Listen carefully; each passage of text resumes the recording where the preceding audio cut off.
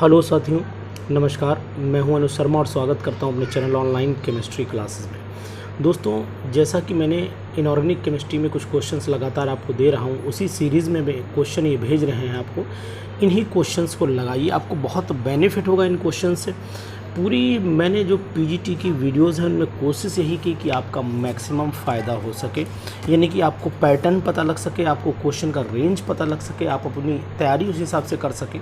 तो उसी सीरीज़ में आपके सामने पहला क्वेश्चन ये रख रहा हूँ कि both NF3 and NCl3 are covalent but they differ the extent of hydrolysis because. अब आपने देखा होगा कि भाई ये हाइड्रोलिसिस में डिफ़र करते हैं। तो हाइड्रोलिसिस में डिफ़र करने का मतलब ये है कि पहला इन्होंने दिया Cl can expand it's octet by using the d orbital, ऐसा होता है, ठीक है। Electron negativity of fluorine is greater than chlorine, ये भी सही बात है। Dipole moment of NF3 is, ये गलत हो जाएगा कि डाइपोल मोमेंट जो होता है NF3 का, भाई Cl अपनी तरफ एक इलेक्ट्रॉन खींचेगा NCl3, इलेक्ट्रॉन पुलिंग पावर जो है वो Cl की जो है वो क्या हो जाएगी, थोड़ी कम होती है। तो आपने देखा होगा कि अमोनिया का केस अगर हम लोग कंसीडर कर लेते हैं तो अमोनिया के केस में क्या होता है कि अमोनिया का जो डाइपोल मोमेंट होता है वो ज़्यादा आ जाता है एज़ कम्पेयर टू NF3। कारण क्या है कि भाई यहाँ पर हाइड्रोजन अपनी तरफ इलेक्ट्रॉन पुल नहीं कर रहे हैं, जबकि फ्लोरीन अपनी तरफ इलेक्ट्रॉन तेज़ी से पुल कर लेता है। तो मुझे लगता है कि एक ऑप्शन जो है वो इसका जैसे डी आ जाना चाहिए कि Cl एक्सपेंड कर लेता है, वो वाटर के मॉलिक्यूल को ले सकता है। लेकिन दूसरा ऑप्शन ए भी इसमें कंफ्यूज कर रहा है कि NF3 is more stable then NCl3। NF3 ज़्यादा स्टेबल होता है NCl3 से, and hydrolysis product of NF3 that is HFO does not exist, यानी कि HOF जो होता है वो बहुत लंबे टाइम तक होता तो है लेकिन बहुत लंबे टाइम तक स्टेबल नहीं होता है HOF। तो इसीलिए आपको मैं बता देता हूँ कि इसके आंसर में ए और डी दोनों होने की संभावनाएं हैं। फिलहाल आप जो करेक्ट आंसर लगाइए, मेरे हिसाब से करेक्ट आंसर जो है वो ये लगाइए कि Cl can expand it's octet by using d orbital, क्योंकि अगर हम लोग इलेक्ट्रॉनिक कन्फ्यूजन लिखते हैं तो Cl d ऑर्बिटल को यूज़ कर लेती है। तो ये चीज़ ध्यान रखिएगा। तो डी पे कंसंट्रेशन आपकी ज़्यादा रहनी चाहिए, ये मेरा विचार है। बाकी ए आंसर भी कहीं ना कहीं सही आंसर दे रहा है, लेकिन उतना बेटर एग्जाम्पल मुझे नहीं लग रहा है। चलिए खैर कोई बात नहीं, आगे बढ़ते हैं। पैरामैग्नेटिक स्पेसीज़ जो हैं वो क्या होती हैं? पैरामैग्नेटिक में देखिए जिनके पास अनपेयर्ड इलेक्ट्रॉन होते हैं वही पैरामैग्नेटिक होती है। मैं आपको एक्सप्लेनेशन दे रहा हूँ, इसमें आपके विचार भी शामिल हैं। ऐसा नहीं है कि मैं बिल्कुल हार्ड एंड फास्ट रूल पे चलता हूँ। मैं चलता हूँ कि नहीं, आप अगर इसको यूज़ करें तो कोई दिक्कत वाली बात नहीं। तो पैरामैग्नेटिक में एक तो भाई O3 CO2 O2, भाई O2 तो है ही, ये पक्का है। अब मैं देख लेता हूँ कि अगर हम NO को देखें तो NO में भी ऑड इलेक्ट्रॉन होता है। भाई NO भी ऑड इलेक्ट्रॉन मॉलिक्यूल और NO2 भी ऑड इलेक्ट्रॉन मॉलिक्यूल में ही कंसिडरेशन होगा। तो इसका मतलब हुआ कि पैरामैग्नेटिक बिहेवियर में जो है वो सब आंसर जो है वो ए ही आना चाहिए, यानी इसका भी आंसर ए ही आना चाहिए।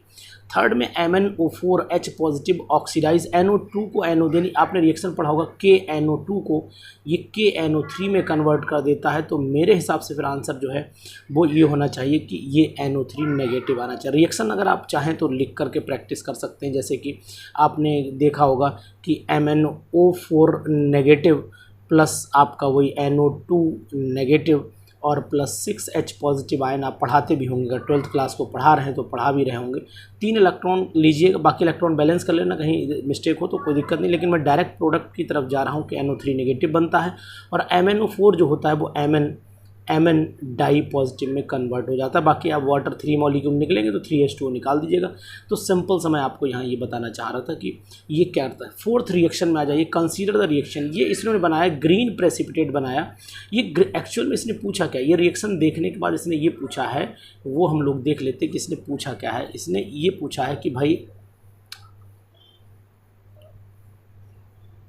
ये the green precipitate is known as, ये ग्रीन प्रेसिपिटेट वो कहते क्या है तो आपको बता देता हूँ मैं।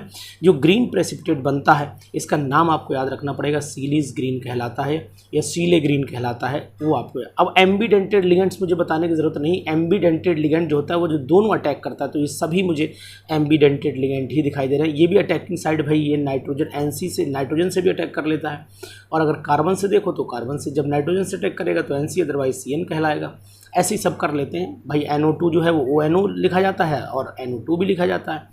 NCS भी लिखा जाता है, CNS भी, तो ऑल पे आप लगाइए, कोई दिक्कत वाली बात नहीं। बड़ा बढ़िया क्वेश्चन है, लगाइए, आपको अच्छा लगेगा। और जितना भी आप प्रैक्टिस करेंगे तो you know very well practice makes a man perfect, no man is perfect in this world, है ना, क्यों, why then why will we will do the practice. तो इस तरीके से क्या सेंटेंस सही है, कोई दिक्कत नहीं। मतलब कभी कभी थोड़ा सा आपके पढ़ाते बीच में मजाक अच्छा मतलब ये नहीं कि हर समय केमिस्ट्री को बोरिंग बनाए, कोई नहीं। One of the acid listed below is formed only from P2O3, the rest are the formed from P2O5, acid forms from P2O5, P2O3 is.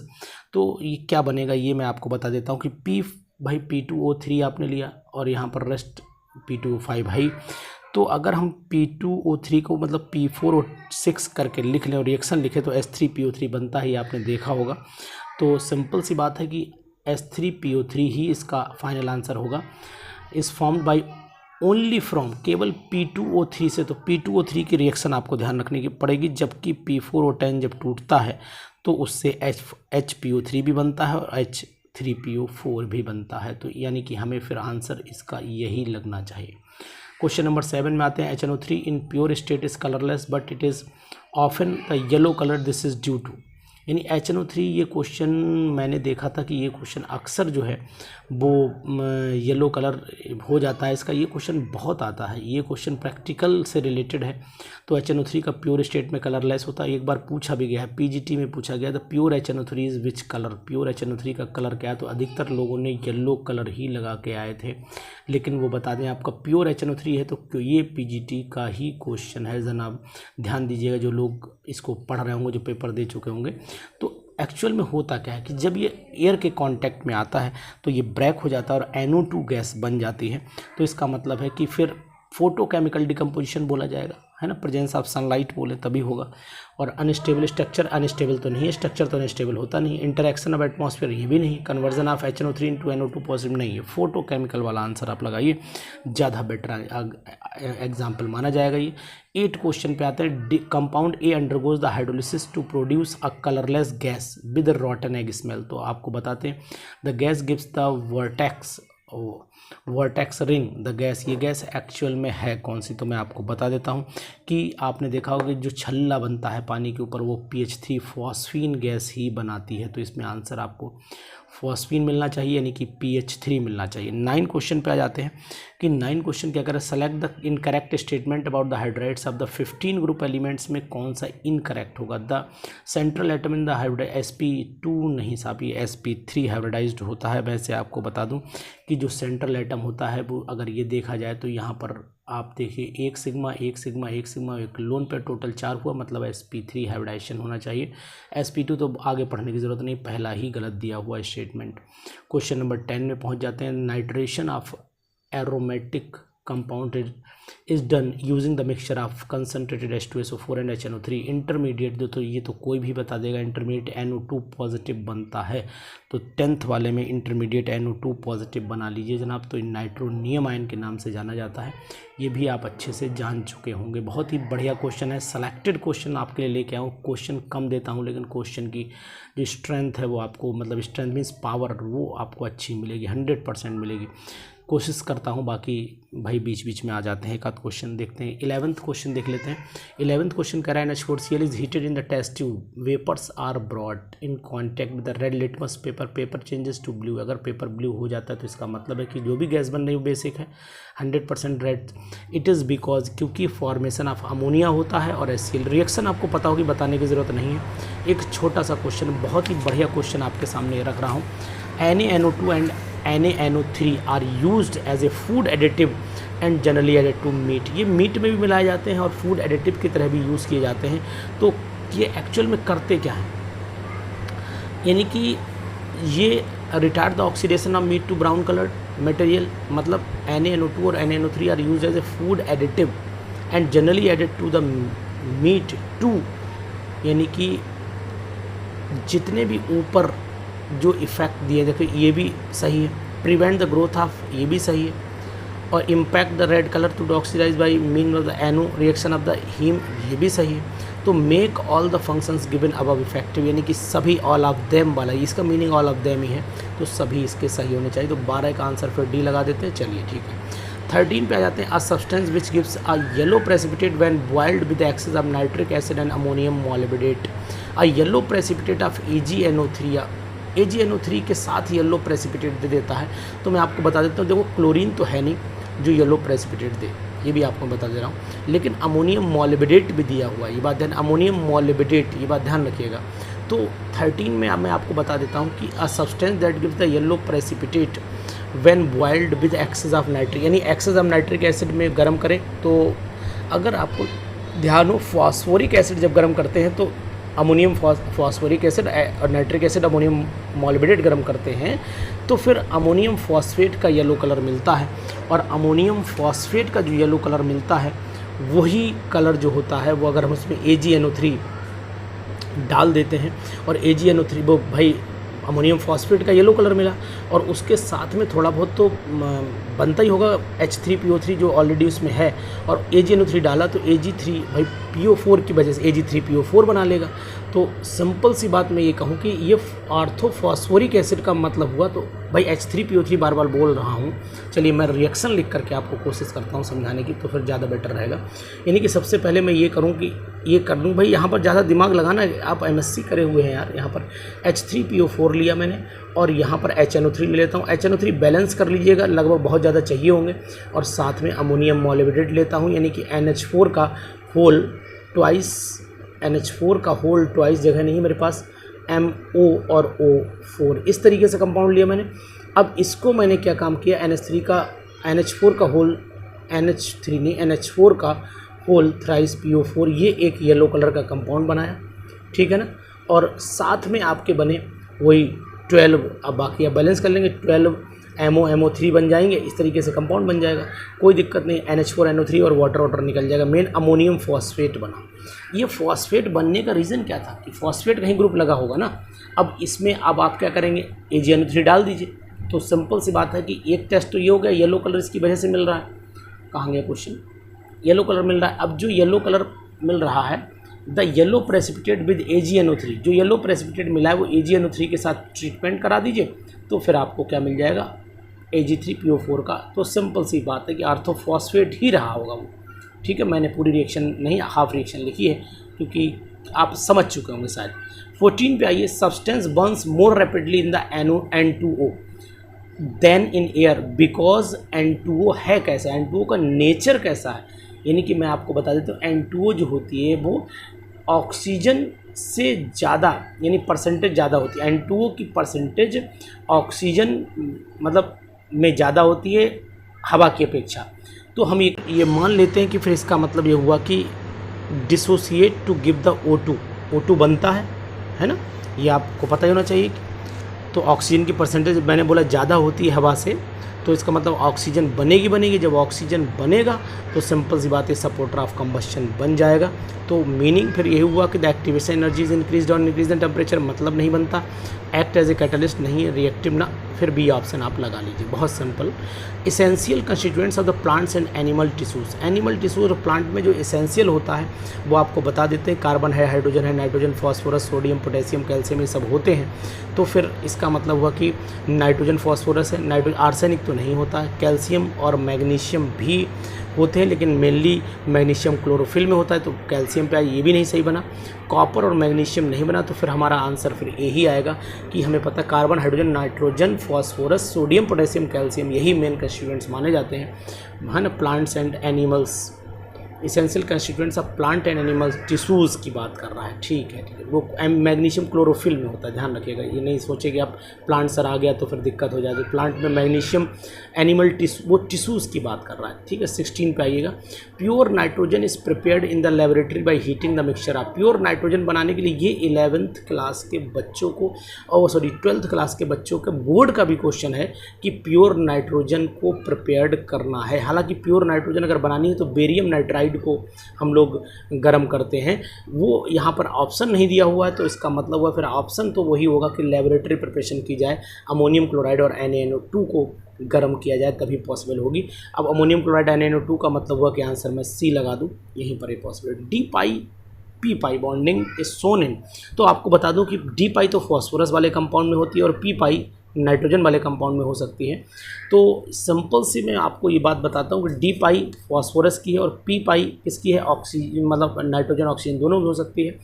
तो आंसर अगर ढूंढने की कोशिश की जाए तो डी पाई पी पाई दोनों में हो तो दोनों भाई दोनों, तो इसमें पॉसिबिलिटी यही कि फॉस्फोरस के ही ऑक्साइड हो, उन्हीं में पॉसिबल है। डी पाई और पी पाई दोनों पूछ रहे हैं। D pi P pi bonding जो होती है वो P2O3 P2O5 PO4 में ही PO4 ट्राई नेगेटिव में ही हो सकती है, क्योंकि इसमें फॉस्फोरस भी और ऑक्सीजन भी, बाकी इसमें नहीं होने वाली, इसमें नहीं होने वाली और इसमें भी नहीं होने वाली। आप समझ चुके होंगे, इसमें बहुत दिमाग लगाने की ज़रूरत नहीं है आपको। Nitrogen differ from the PASSBBI in the following properties. किस में डिफर करता है नाइट्रोजन? तो नाइट्रोजन एक मैं बता देता हूँ डाइएटॉमिक होता है, बाकी सब टेट्राएटॉमिक भी बन सकते हैं।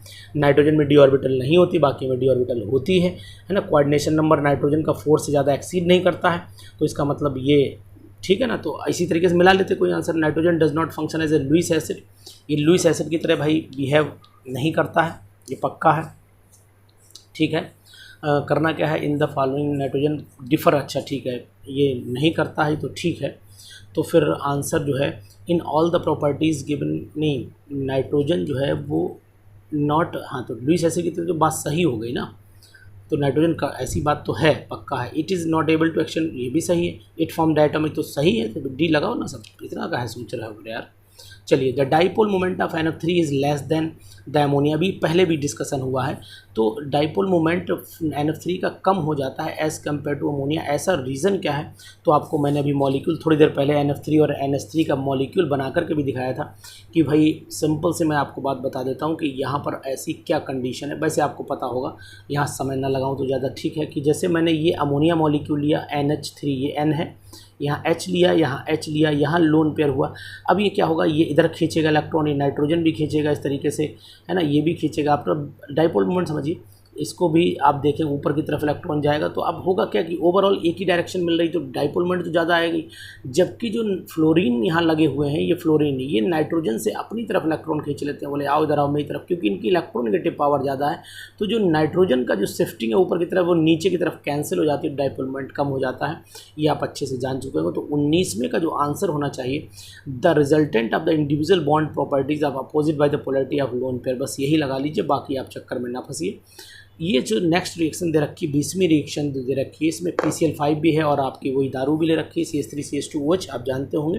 तो अब आप जानते हैं, जब भी इसमें कराते हैं मुझे तो एक याद है, POCl3 बनता है, HCl बनता है, बाकी वो छठा UCl लगेगा। तो इसमें बहुत बड़ी चीज़ नहीं है। इसमें करना क्या है, आंसर लगाना क्या है, वो आप समझ चुके होंगे कि 20वें का आंसर मुझे क्या लगाना पड़ेगा। तो यानी कि 20वें का आंसर मैं क्या लगा दूँ, in the above reaction Cl किसे रिप्लेस, अभी मैंने बोला था OH को रिप्लेस करता है। Very good. क्वेश्चन नंबर 21 पे आइएगा। Phosphorus trichloride PCl3 undergoes the hydrolysis to produce an oxo acid. तो PCl5 का अगर हाइड्रोलिसिस कराएं तो एक ऑक्सो एसिड बनता है, और PCl5 को जब गंगा जल में डालते हैं तो H3PO3 और HCl बनता है। तो H3PO3 है कहीं, हाँ बिल्कुल भाई। ये आपने PCl5 लिया, सिंपल सा मैं रिएक्शन अगर लिख के दिखा दूँ आपको, तो ये PCl5 लिया और साथ में आपने ये लिए 3 बूंद जिंदगी के 3H2O, और जैसे ही मिलाया तो आप जान रहे होंगे कि H3PO3 बना और साथ में बने ये 3 हाइड्रोजन क्लोराइड HCl। तो यानी कि फिर यही आंसर है।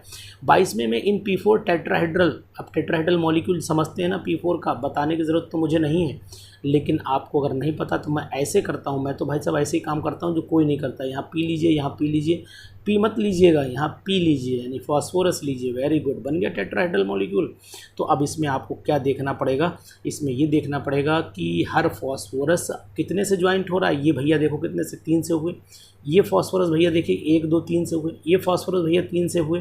ये फॉस्फोरस भैया भी 3 से हुए। तो each phosphorus is joint with 3 phosphorus atoms, यानी कि इसका आंसर फिर डी लगा दूँ, कोई दिक्कत तो नहीं आनी चाहिए। चलिए ठीक है, 2 से तो नहीं है, 3 से ही है, पक्का है ना। ये इधर भी जा रहा है ना, चलिए ठीक है। अब 23वें पे आइए। NO2 is not obtained when following is heated. किसके हीट करने पर हमें क्या नहीं मिलेगा, NO2 नहीं मिलेगी। तो आप KNO3 को गर्म करिए, KNO2 और ऑक्सीजन मिलेगी। तो यहाँ पर NO2 कहाँ मिला, नहीं मिला, है ना। तो इसका मतलब है फिर यही आंसर लगा दें, है ना।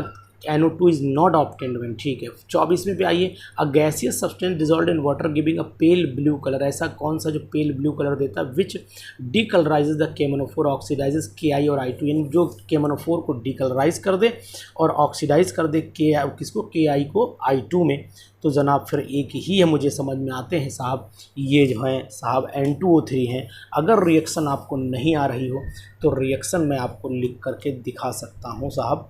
चलिए आपकी थोड़ी सी मदद, जैसे कि सबसे पहले मैं क्या करूँ, N2O3 ले लेता हूँ, इसे मैं अपना एक बूंद ज़िंदगी में डाल देता हूँ, बन जाता है 2HNO2। आप जानते हैं ये अनस्टेबल नहीं होता है, ये अगर H2SO4 के साथ दोबारा रिएक्शन करता है, 5HNO2 जब रिएक्शन करता है तो, और साथ में क्या डाला आपने, KMnO4 डाल दिया। बैलेंसिंग आप करिएगा, बैलेंसिंग यहाँ 2 ले लीजिएगा, कोई दिक्कत नहीं है।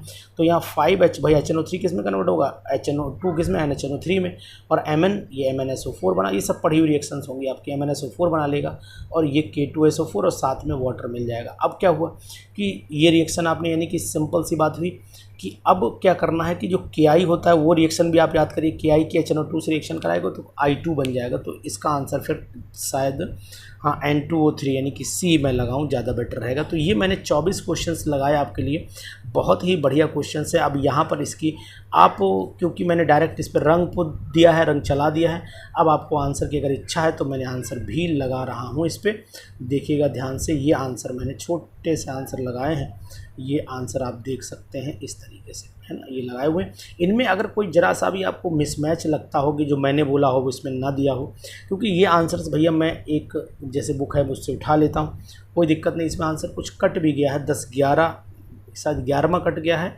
और इधर 21वां नहीं कटा है, कोई दिक्कत नहीं, सभी पूरे हैं। तो ये एक आंसर हैं कहीं पर दिए हुए, तो मैंने यहाँ पर स्कैन करके डाल दिए हैं।